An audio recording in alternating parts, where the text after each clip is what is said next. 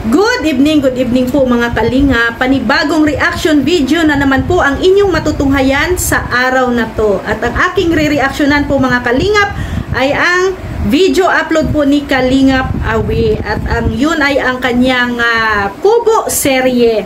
Yan. So, ano na siya, nasa part 7 na po mga kalingap ang Kubo serye po ni Kalingap Awi.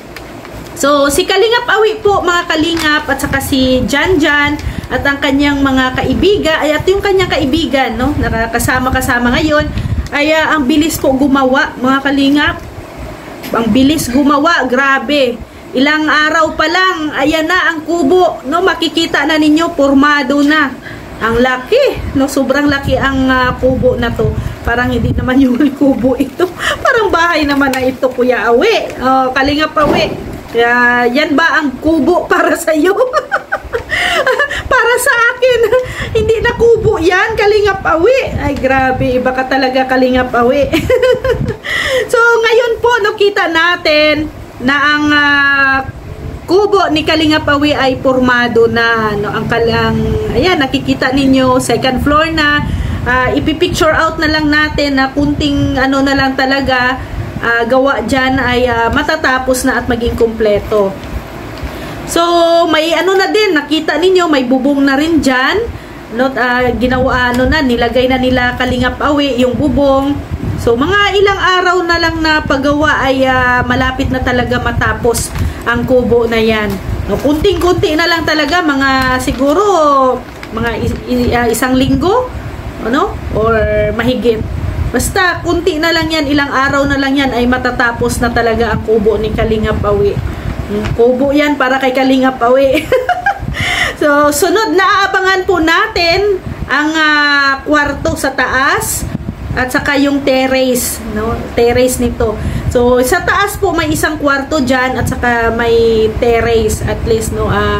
Pag once na, syempre, pag pagod si Ruel or ang pamilya, pwedeng unwind doon sa terrace, magpapahinga. Kasi syempre yung area kasi dyan ay mahangin ang area na kinakuha ni Ruel.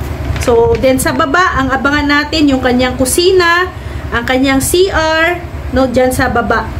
At saka yung mga kainan. At saka yung ano, receiving area. Pero alam ko ay yung kainan at saka receiving area ay may isa na yun. Ano, isa na. So, estimated ko nito mga 1 week or mahigit pa siguro tapos na ang itong kubo ni Kalingap Awi. No, yan yung kagandahan dito mga kalingap. Kasi mabilis ang trabaho ni Kalingap Awi. No, alam nyo kasi mga kalingap, si Kalingap Awi po kasi gusto niya yung mabilisan talaga ang trabaho. Kasi si Kalingap Awi po ay kagaya ng iba, mahalaga po ang oras para sa kanya. Kaya, ayun, lagi yan nagmamadali. Kahit nga sa paglakad. Kahit sa paglakad ay laging nagmamadali yan, si Kalingap Awi. Naku, akala nyo ipabagal-bagal lang si Kalingap Awi maglakad. Naku, mahihirapan kayong humabol niyan. Ako nga, hingal na hingal akong humabol dyan. Yung lakad niya, takbo ko na. Kaya ganyan po si Kalingap Awi, no? Mabilis po talaga magtrabaho yan. Lalo na dyan sa kanyang kubo, ang bilis, grabe. Pag kayo ay magpagawa ng kubo, kontakin nyo lang po si Kalingap Awi para lalo na yung gusto ng mabilisang trabaho, si Kalingap Awi na bahala dyan. So, nagamit talaga, no? Nagamit ang skills ni Kalingap Awi. Yung skills niya sa paggawa ng bahay. Ayan, nagamit niya po dyan sa dait. Abangan talaga natin yung kung paano pagandahin ni Kalingap Awi ang kaniyang kubo. No, ang kanilang kubo ng kaniyang pamilya. Kaya alam kong pagagandahin yan talaga ni Kuya Awi. Hindi ko alam kung anong ilalagay ni Kalingap Awi dyan, no, para gumanda. Abangan na lang natin. So at least ngayon, no, may bubong na ang kubo. Di na sila mabasa ng ulan. No? Alam nyo naman ang area ng dait, mga kalingap, halos walang katapusan ang ulan dyan. So kahit na, at least kahit na maulan, tuloy-tuloy ang kanilang trabaho kasi hindi na sila mababasa. Mayroon ng yero, may bubong na ang kubo ni Kalingap Awi. So ayan, mabuti na lang din na si Janjan ay din, no, may skills din sa ganito, yung paggawa ng bahay. At least kahit papano, si Kalingap Awi po may alalay sa paggawa ng bahay o kubo, no? Kaya buti na lang ay na-train, no? Na-train ni Kalingap Awi. Naku po, sa mga single dyan, no? Ay naku, si Janjan magkajowa na talaga yan, no? Kasi ang daming nag-a-admire kay Janjan ngayon, ang daming na-inspired kay Janjan, lalo na ang mga chika babe. Lalo na mga chika babe, no? Si Janjan pala'y marunong gumawa ng bahay. Oh, 'di ba? O pag mag-aasawa si Janjan ay siya na ang gagawa ng kanyang bahay. Pero bago mag-asawa si Janjan, kailangan magka-girlfriend muna. Kailangan magka-jowa muna si Janjan. Ay, joke lang, ano. At syempre, kailangan mauna muna si Dudong mag-asawa. Oy. Kasi mas panganay si Dodong, no? Si Ruel kaysa kay Janjan. Juwa-juwa muna dyan. Nadamay pa si Janjan. Oh, pero ano talaga, ang galing ni Janjan. At syempre, no, halos ang lahat na si Janjan ang gumawa, no, hanggang doon sa taas. Yung pagpupukpok, no, ang bilis si Janjan magpukpok. Buti na lang hindi natamaan ang mga kuko sa kamay. Ingat-ingat din, ha. Ingat-ingat kayo sa paglambitin dyan sa second floor ang ang taas. Ang kinakabahan ako nung nilalagay na nila yung yero sa taas. Medyo kinakabahan ako doon sa kanilang mga mga ginagawa. Ito talaga, pag hindi tayo sanay o hindi natin alam ang ganyang klaseng trabaho, mas kabado tayo. Pero sa kanila, skills na nila yon, kaya easy na lang, no? Easy na lang sa kanila. So marami talaga ang na-excite sa kubo serye ni Kalingap Awi. No, maraming na-excite, maraming nanonood, maraming nag-aabang sa kanyang kubo serye. No? Kaya maraming salamat po sa inyong suporta, no, sa kay Kalingap Awi. Kasi from the start ng kanyang kubo serye hanggang na tayo ngayon, part 7, nandyan pa rin, no? Dami pa rin mga nanunood, daming nag-aabang hanggang sa matapos ang kubo ni Kalingap Awi. So dati, no, alam nyo po mga Kalingap, dati ang ginagawa ni Kalingap Awi ay yung bahay lang ng mga beneficiary ni Ruel doon sa Malalag.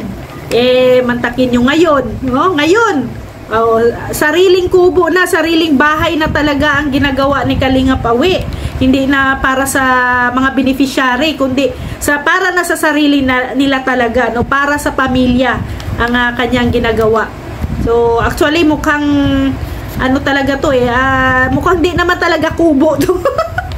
Mukhang di na talaga kubo ito, para sa akin talaga bahay na itong ginagawa ni Kalingap Awi.